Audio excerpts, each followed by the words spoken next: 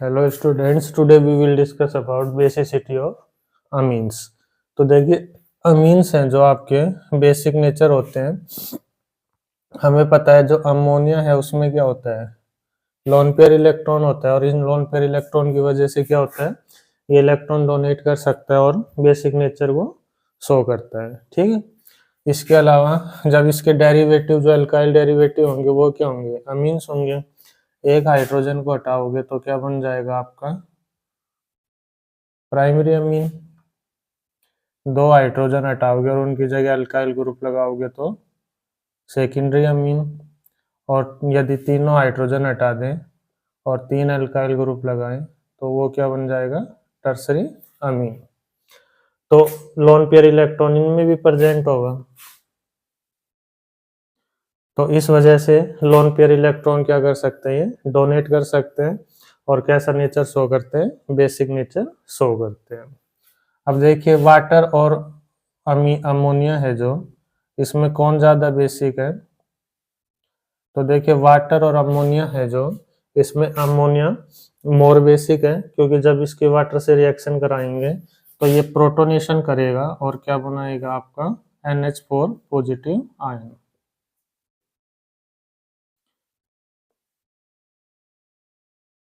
यहाँ पर क्या होगा, ये NH4 पॉजिटिव आयन बनाएगा, प्रोटोनेशन होगा। ठीक है। इस वजह से ये अमोनिया है जो वाटर से क्या होता है, मोर बेसिक होता है। इसी तरह ये जब अमीन्स हैं आपके, ये वाटर से रिएक्शन कराएंगे तो क्या बनाएंगे, यहाँ पर भी प्रोटोनेशन होगा। तो RNH3 positive plus OH negative, जब ये वाटर से रिएक्शन करेंगे तो क्या बनाएंगे, आपके प्रोटोनेटेड एल्काइल अमीन बनाएंगे। ठीक है। तो अब हम देखते हैं बेसिसिटी है जो आपकी अमीन्स की, वो एक्वस स्टेट में अलग शो करेंगे प्राइम अमीन्स, और जो गैसियस स्टेट है उसमें जो बेसिसिटी होगी वो आपकी अलग होगी। तो गैसियस स्टेट में जब हम देखते हैं, गैसियस स्टेट में केवल हम देखेंगे क्या, प्लस आई इफेक्ट देखेंगे, यानी इंडक्टिव इफेक्ट देखेंगे। ठीक है। केवल पॉजिटिव इंडक्टिव इफेक्ट देखेंगे वो ज़्यादा है या कम है। तो यदि मान लो प्राइमरी अमीन है तो वहाँ पर क्या है, एक एल्काइल ग्रुप है। सेकेंडरी अमीन है तो यहाँ पर क्या है, दो एल्काइल ग्रुप है। और टर्सरी अमीन है तो यहाँ पर कितने एल्काइल ग्रुप है, तीन एल्काइल ग्रुप है। तो देखिए, अल्काइल ग्रुप क्या होता है आपका, इलेक्ट्रॉन डोनेटिंग ग्रुप है, यानी प्लस आई इफेक्ट शो करेगा।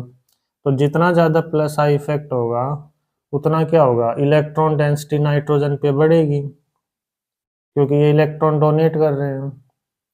और इलेक्ट्रॉन डेंसिटी जब नाइट्रोजन पे बढ़ेगी तो नाइट्रोजन के ऊपर जो लोन पेयर इलेक्ट्रॉन है वो क्या होगा, फ्री होगा डोनेशन के लिए। भाई यहाँ पर जैसे जैसे हम यहाँ पे प्राइमरी अमीन है, ये सेकेंडरी है, टर्सरी, प्लस आई इफेक्ट जितना बढ़ता जाएगा उतनी इलेक्ट्रॉन डेंसिटी बढ़ती जाएगी नाइट्रोजन के ऊपर। और ये जो इलेक्ट्रॉन है लोन पेयर, ये डोनेशन के लिए क्या होगा, मोर अवेलेबल होगा, ज़्यादा अवेलेबल है ना। इसलिए इसकी टेंडेंसी क्या होगी, डोनेशन की ज़्यादा होगी, और ये ज़्यादा बेसिक नेचर का होगा। तो इस वजह से जब हम गैसियस स्टेट में देखते हैं तो प्लस आई इफेक्ट ही देखना है, और इस वजह से प्राइमरी जो है सबसे कम बेसिक होता है और टर्सरी सबसे ज़्यादा बेसिक होगा। Primary amine is less basic and tertiary amine is more basic. तो ये था आपका ऑर्डर किसका, बेसिसिटी का। प्राइमरी अमीन सबसे कम होता है और टर्सरी अमीन सबसे ज़्यादा होता है, किस केस में, गैसियस स्टेट में। अब एक्वस स्टेट में जब हम देखेंगे, इन एक्वस स्टेट, तो एक्वस स्टेट में दो फैक्टर और लगते हैं, प्लस आई इफेक्ट तो लगता ही है, प्लस आई इफेक्ट तो लगता ही है। इसके अलावा आपका दूसरा फैक्टर है जो, एक होगा hydration energy factor, hydration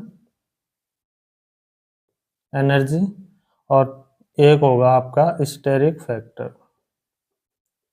steric factor.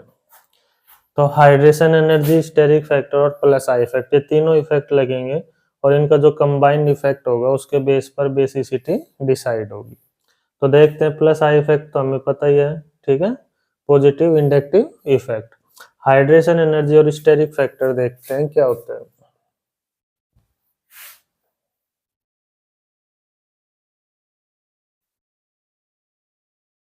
पहले पढ़ते हैं हम हाइड्रेशन एनर्जी वाला फैक्टर। हाइड्रेशन एनर्जी, तो हमें पता है जो अमीन है उनका प्रोटोनेशन होगा, और प्राइमरी अमीन है मान लो, तो इसका प्रोटोनेशन होगा, तो ये क्या बनाएगा, ये बनाएगा आपका RNH3 पॉजिटिव, और सेकेंडरी अमीन होगी तो इसका प्रोटोनेशन होगा, क्या बनाएगा ये RNH2R, ठीक है। और टर्सरी अमीन होगा तो आपको क्या बनाएगा RNR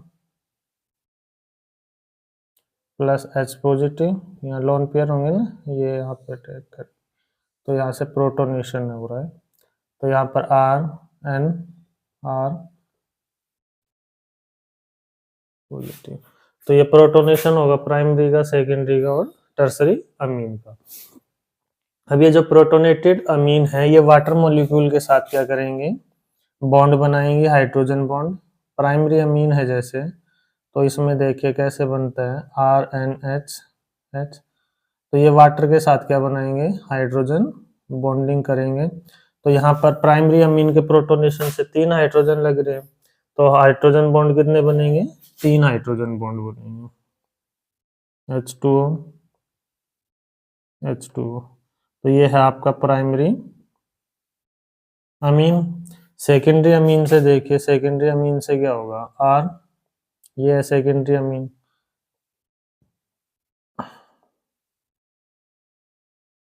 यहाँ पर 2 हाइड्रोजन है तो 2 हाइड्रोजन बॉन्डिंग बनेगी, ये है आपका सेकेंडरी अमीन। और टर्सरी अमीन में कितने हाइड्रोजन बॉन्ड बनेंगे, इसके प्रोटोनेशन से टर्सरी अमीन से 1 हाइड्रोजन आता है, तो हाइड्रोजन बॉन्ड कितना बनेगा आपका, 1 हाइड्रोजन बॉन्ड बनेगा।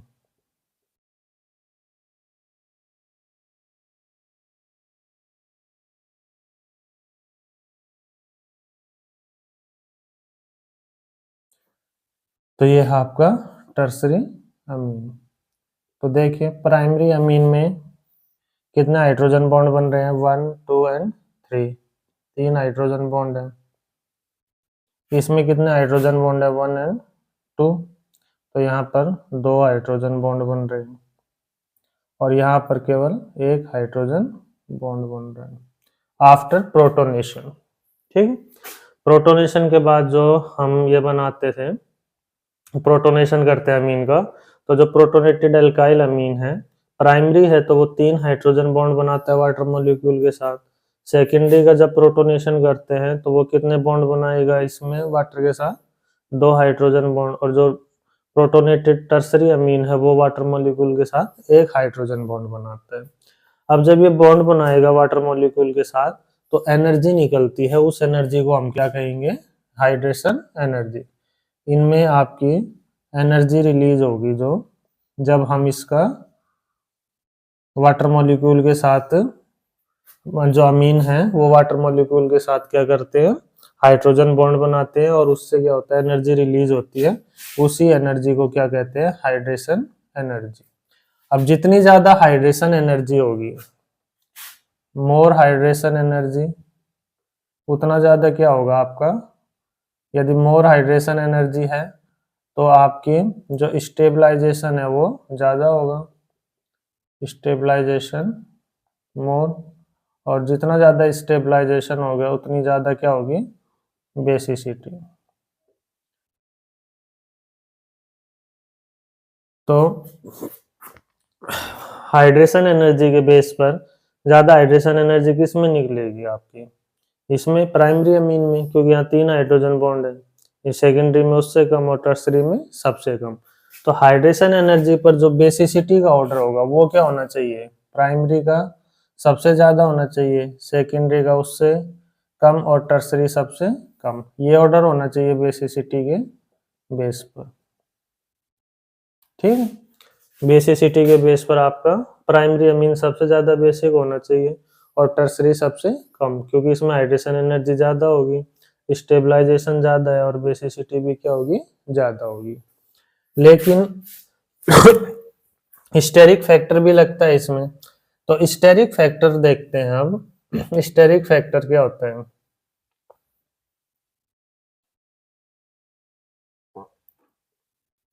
सेकंड है आपका स्टेरिक फैक्टर।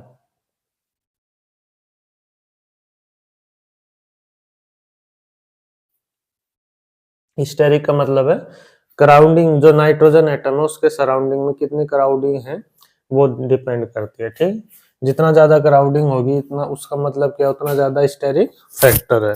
तो क्राउडिंग सबसे ज्यादा किस में होगी, टर्सरी में। टर्सरी में 3 एल्काइल ग्रुप है ना,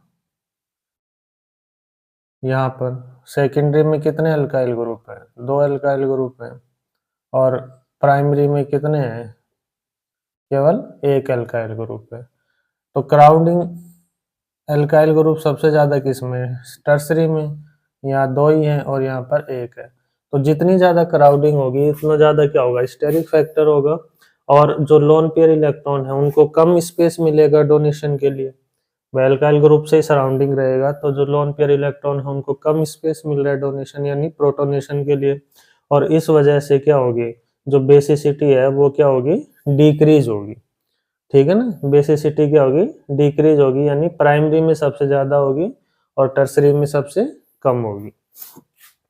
तो प्राइमरी में सबसे ज्यादा होती है, ठीक है, और टर्सरी में सबसे कम होती है, क्योंकि क्राउडिंग यहाँ पर सबसे ज्यादा है और लोन पेयर इलेक्ट्रॉन अवेलेबल कम होंगे as compare to primary amine. तो स्टेरिक फैक्टर के बेस पर देखते हैं तो टर्सरी अमीन सबसे कम, फिर सेकेंडरी और फिर प्राइमरी। टर्सरी सबसे कम होता है, ठीक है, और प्राइमरी सबसे ज्यादा बेसिक होगा। ये आपका ऑर्डर है किस पे, बेसिक है, बेसिसिटी किस टर्म में, in term of steric factor.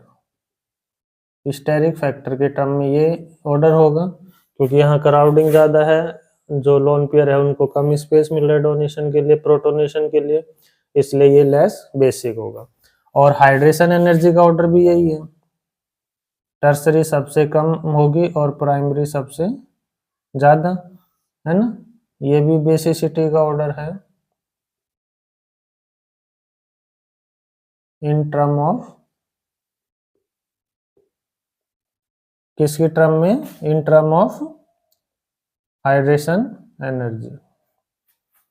एक बार वीडियो देख, इन टर्म ऑफ हाइड्रेशन एनर्जी। ठीक है, तो अब लेकिन प्लस आई इफेक्ट के केस में क्या है, प्लस आई के केस में क्या होगा, टर्सरी सबसे ज्यादा होगा और प्राइमरी सबसे कम। ये किस केस में है, प्लस आई इफेक्ट के केस में। प्लस आई इफेक्ट के बेस पर टर्सरी सबसे ज्यादा बेसिक होगा और इन दो फैक्टर को डिसाइड करते हैं तो प्राइमरी सबसे ज्यादा होता है। तो इनका कंबाइंड इफेक्ट होगा किस केस में, एक्वस स्टेट में। एक्वस स्टेट में ये तीनों फैक्टर लगेंगे और उसके बेस पर बेसिसिटी डिसाइड होती है। ठीक है, अब आपको ये याद रखना है, इथाइल और मिथाइल का दे रखा है आपकी बुक में। इथाइल और मिथाइल जो है एल्काइल ग्रुप है और उसके बेस पर अमीन की बेसिसिटी दी हुई है। तो जो सेकेंडरी अमीन है C2H5, सेकेंडरी अमीन सबसे ज्यादा बेसिक है। अब ये तीनों इफेक्ट लगेंगे, ठीक है, ये कब होगा, एक्वस स्टेट में। यदि गैसियस स्टेट में तब तो कुछ सोचना ही नहीं है, प्लस आई इफेक्ट देखेंगे और उसके बेस पर करेंगे। लेकिन जब एक्वस स्टेट लिखा होगा तो अब हमें दो तीनों फैक्टर लगाने हैं। तो यहाँ पर देखिए, जब इथाइल ग्रुप लेंगे आप तो सेकेंडरी अमीन मोर क्या हो जाता है, बेसिक हो जाता है as compare to tertiary amine C2H53N। और यहाँ पर ये हटा देते हैं अभी, ये होगा प्राइमरी अमीन सबसे कम बेसिक होगा, सेकेंडरी अमीन सबसे ज़्यादा बेसिक होता है। ठीक है, अब यहाँ पर क्राउडिंग आ गई है और क्राउडिंग की वजह से जो टर्सरी अमीन है आपकी वो सेकेंडरी अमीन से क्या हो जाती है, लेस बेसिक हो जाती है, और प्राइमरी अमीन आपका सबसे कम बेसिक है, और फिर आपका अमोनिया। लेकिन जैसे हम ये ग्रुप को क्या करते हैं, साइज कम करते हैं, यहाँ पर मिथाइल लेते हैं, तो मिथाइल लेने पर क्या होता है कि ये जो टर्सरी अमीन है ये और कम बेसिक हो जाता है और प्राइमरी अमीन इससे ज़्यादा बेसिक हो जाता है। तो यहाँ पर यदि हम मिथाइल ग्रुप लेते हैं तो सेकेंडरी अमीन तो वैसे का वैसे ही रहेगा, लेकिन ये प्राइमरी अमीन इससे भी ज़्यादा क्या हो जाता है, बेसिक हो जाता है। यहाँ पर CH3 प्राइमरी अमीन है NH2, और जो टर्सरी अमीन है वो इससे भी कम बेसिक हो जाएगा, ये ऑर्डर होगा।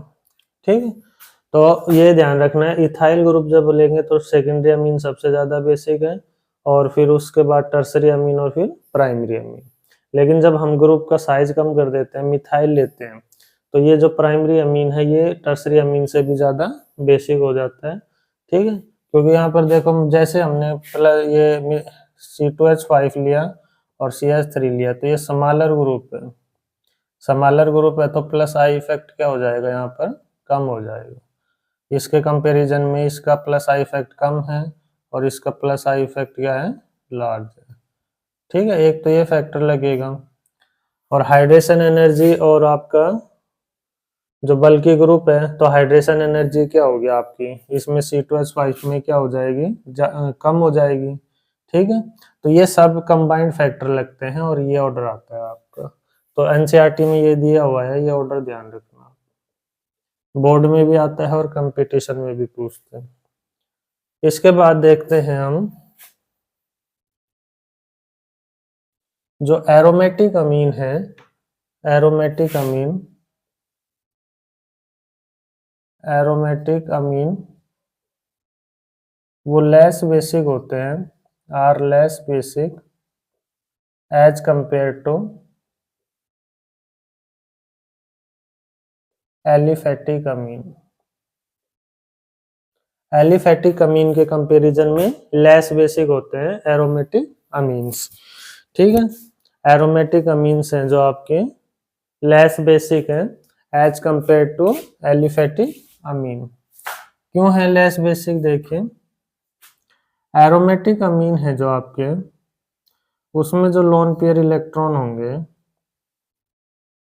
एरोमेटिक अमीन है जो, उसमें जो लोन पेयर इलेक्ट्रॉन है वो किस में यूज आते हैं, बेंजीन रिंग की, बेंजीन रिंग की तरफ जाएंगे, क्योंकि बेंजीन रिंग इलेक्ट्रॉन विड्रॉइंग है, तो ये जो लोन पेयर इलेक्ट्रॉन है ये रिजोनेंस में क्या होते हैं, यूज हो जाते हैं।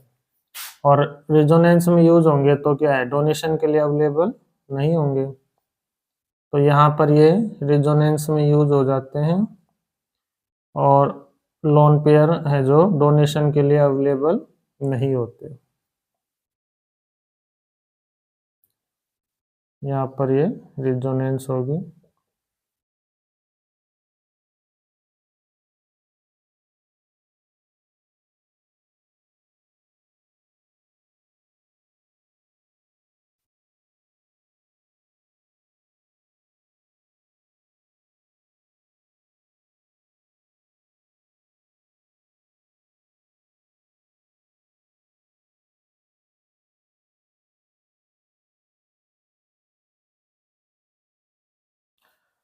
ये एनिलीन में आपके रेजोनेंस शो करता है। दूसरा फैक्टर है कि जो एनिलीन के प्रोटोनेशन से जो बनेगा आपका, जो एनिलीन है उसका जब हम प्रोटोनेशन करेंगे तो एनिलीनियम आयन बनेगा। क्या बनेगा, एनिलीनियम आयन।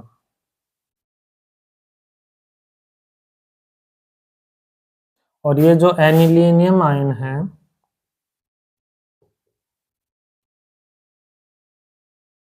ये रिजोनेंस कितने रिजोनेटिंग स्ट्रक्चर बना सकता है? केवल 2 रिजोनेटिंग स्ट्रक्चर बनेंगी इसमें।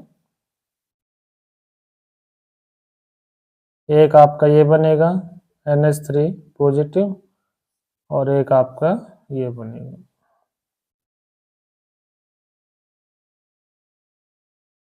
तो यहाँ केवल 2 रिजोनेटिंग स्ट्रक्चर है।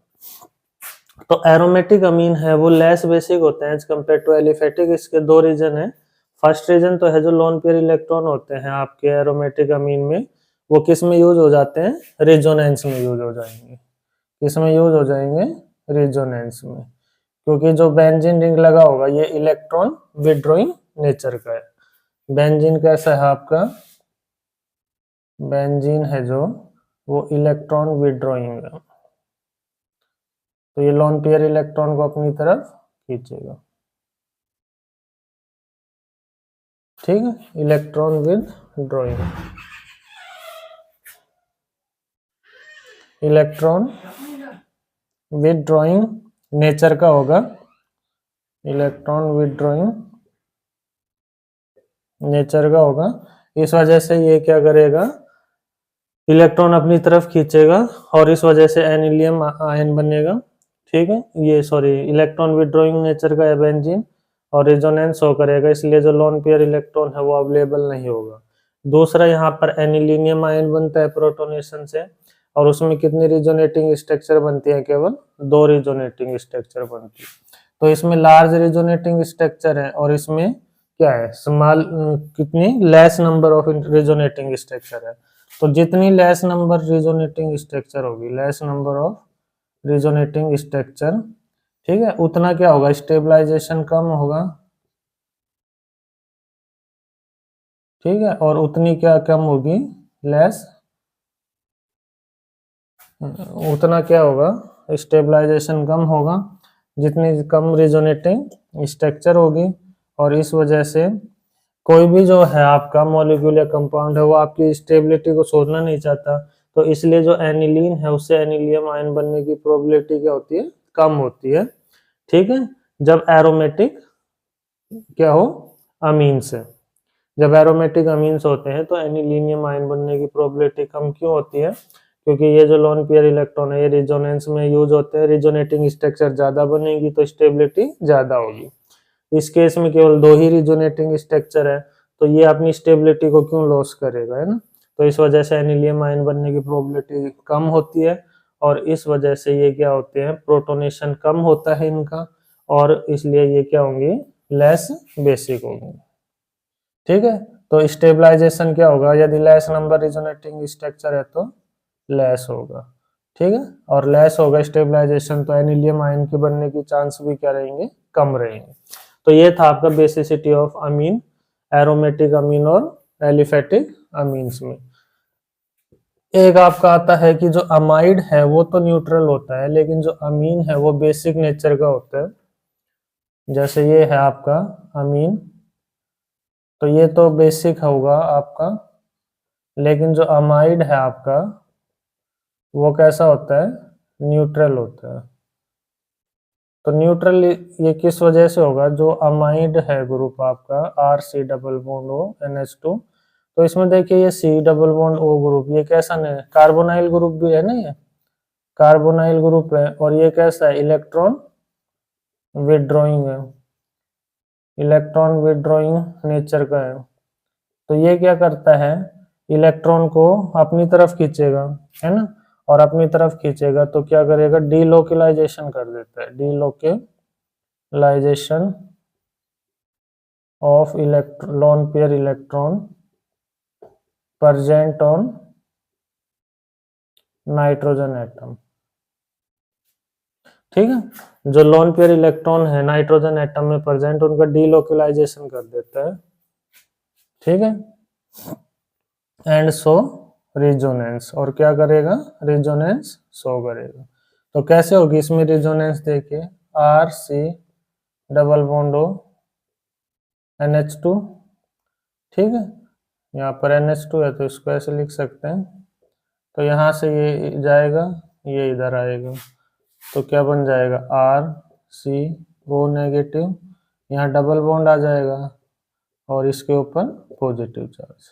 तो इस तरह से ये क्या करता है, डीलोकलाइजेशन कर देता है जो लोन पेयर इलेक्ट्रॉन प्रेजेंट होते हैं नाइट्रोजन एटम में, ठीक है। और इस वजह से जो इलेक्ट्रॉन डोनेशन के लिए क्या है, अवेलेबल नहीं होंगे, तो इस वजह से जो अमाइड है वो कैसे होते हैं, न्यूट्रल होते हैं। अमाइड कैसे, न्यूट्रल है। तो ये था आपका बेसिसिटी ऑफ अमीन। नेक्स्ट हम पढ़ेंगे Hinsberg reagent test. Thank you.